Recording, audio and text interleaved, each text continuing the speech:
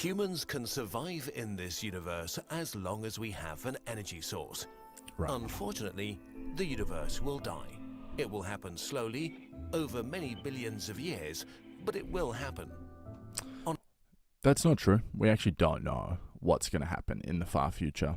We actually don't know. We can extrapolate ahead, and just assume that if things keep going the way they're going, some suspect things will change, but we have no idea. We can't know for sure. On a universal timescale, stars like our sun will be gone in no time. Luckily, there are places About 4.5 billion years. that will exist practically forever from a human perspective. The corpses of dead stars. White dwarfs. They could be humanity's last home right before the death of the universe.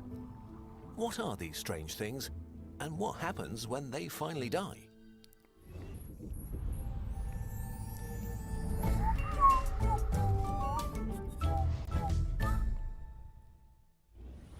How long stars live varies drastically, depending on how massive they are. That Thor's hammer. Welcome, Worksy. For example, really massive stars burn hot and fast, dying violently in supernova a few million years after birth. But they're the exception. 97% of all stars will end their existence as white dwarfs. There are two ways this can happen. Small stars, so-called red dwarfs, burn out over trillions of years until they eventually quietly turn into white dwarfs. Medium-sized stars like our sun are more interesting. Imagine the sun as a huge pressure cooker that fuses hydrogen into helium. I think it's all pretty interesting, but yeah, red dwarfs I think are actually particularly interesting as well. Its core through its gravity. Go check out our red dwarf video, right? The fusion of elements releases extreme amounts of energy that pushes outwards and stabilizes the star, keeping it in a delicate balance. When the sun is old, the hydrogen in the core is exhausted, and the sun... Oh, we're getting into some stellar physics for this one. Are black dwarfs theoretical? Yes, because the universe is not old enough for any of them to exist. And not only that, like, even if there were some out there, which there shouldn't be, according to our current understanding, we wouldn't be able to detect them. So that's another problem, right? Brown dwarfs, another thing we have detected a few, but they're notoriously hard. Will begin to burn helium into heavier elements. While doing so, it will shed its outer layers. When this process is over, more than half of the sun's mass will be lost into space as a spectacular planetary nebula millions of kilometers across. It's a bit of a weird name because you're like, what does this have to do with planets? Well, all this stuff actually is what, can then coalesce into planets in the future. So it's like an energy cycle on Earth. You know how things die, seeps into the ground, and then stuff grows out of that. And there's all these cycles. Well, when stars die, it's like recycling. And a lot of the stuff you're made of actually comes from stuff like this and exploding stars. And then it gets even weirder. You've probably heard that you're made of star stuff, right? Everyone knows this. But it's so intriguing to think that, your left hand, it's my right hand, and your left hand, you might come from different stars. It's freaking nuts. And all the heavy elements in your body come from exploding stars. What remains will be its former core. A white dwarf is born, a star corpse. While its former self was about 100 times its diameter, now it's only about as big as Earth, but still with about half of its former mass. This means it's extremely dense. A teaspoon of white dwarf is about as massive as a car. Its surface gravity is over 100,000 times higher than Earth's. If you tried to land on it, you'd immediately be compressed into a steaming puddle. Life around a white dwarf is very unlikely, but possible. Most of them that exist now were former stars that, died, which probably ruined any planets they once had. But that's not all. Since they are so small, a planet would need to orbit them about 75 times closer than Earth is to the Sun to have liquid water. That brings into play other problems. They're white dwarfs, which, we study them. But they could be doing things which make, the planets that have to be close actually, problematic for atmospheres to be stable, for life to exist on them. So who knows? Proximity has up and down sides. For one, it would tidally lock the planet, giving it a permanent day and permanent night. At the edges of these day and night zones, life could be possible. But white dwarfs have a very stable energy output, so they might actually be safer to live around than many red dwarfs. This is still speculation at this point. We've talked about in the red dwarf video how temperamental these things are, and they actually flare more than our star, which is, you know, an average sort of star. We live in a very average system. But anyway. But if we could find a white dwarf with the right conditions to settle around, we could have a home for many billions of years. But why do they shine so much longer than other star types? White dwarfs are very, very hot, up to 40 times hotter than our Sun, ranking among the hottest objects in the universe. But they are not incredibly active. All the heat inside of them is trapped and has nowhere to go, only on its outer layer. You've also really got to keep in mind, guys, a lot of this stuff is, you know, stellar physics is cool and everything, but we don't understand a lot of it. Not to the degree that some people seem to think. Like our star, for instance, it's got, you know, all sorts of weird stuff going on, which we don't understand. For instance, its magnetic field, we don't understand it.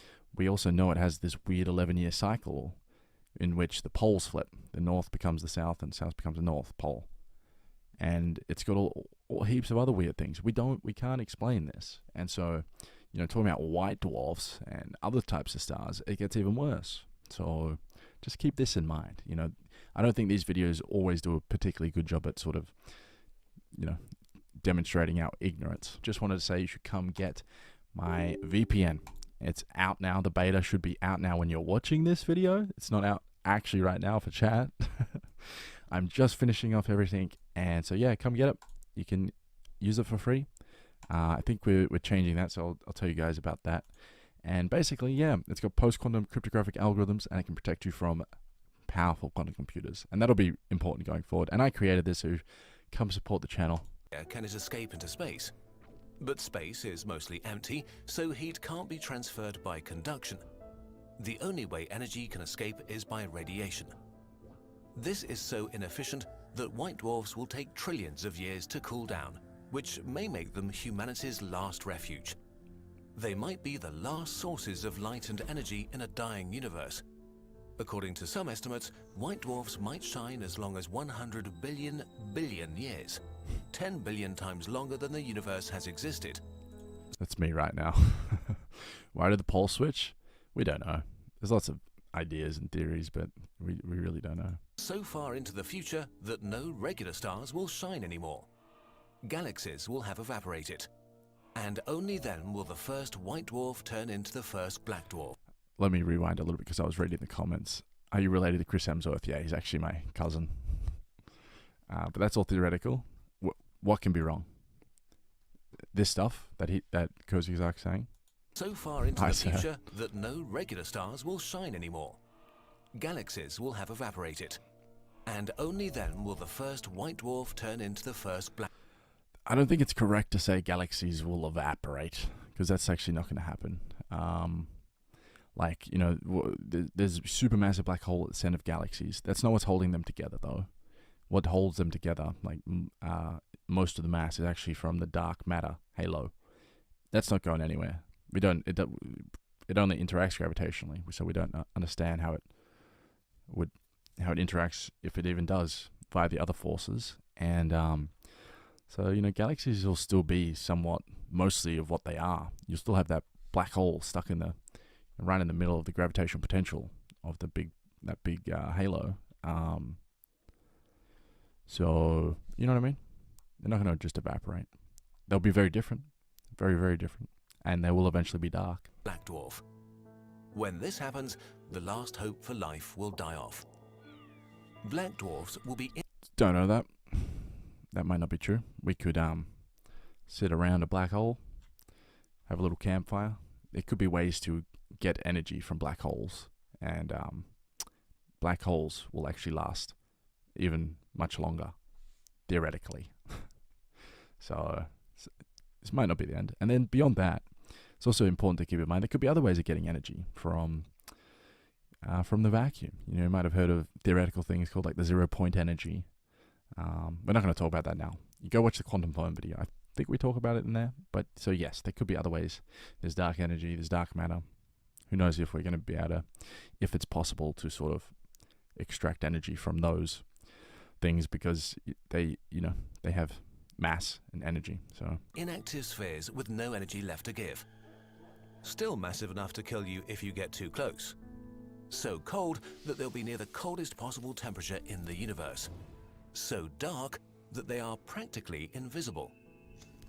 The universe will enter its last stage, heat death, which will leave the universe unrecognizable. should the universe continue to do what it's currently doing, this is what we think is going to happen. An absolutely dark and cold graveyard with black holes and black dwarfs scattered over trillions of light years. We don't know for sure what will happen with black dwarfs in the end. If the proton, one of the fundamental parts of atoms, has a limited lifespan, black dwarfs will slowly evaporate over many trillions of years. If the proton does not decay, black dwarfs will probably turn into spheres of pure iron via quantum tunneling over a time span so obscenely gigantic that calling it forever is okay. These iron spheres will then... I don't agree. If time's infinite, then it's hardly... The timescales we're talking here for the black dwarfs is hardly even close to infinite. So... travel completely alone through a dark universe. Nothing new will happen anymore. Forever. While this may sound kind of... big assumptions all over the place. dark, this is so far away that for our purposes today, it might as well not happen at all. It doesn't matter what happens in a billion trillion years. Right now...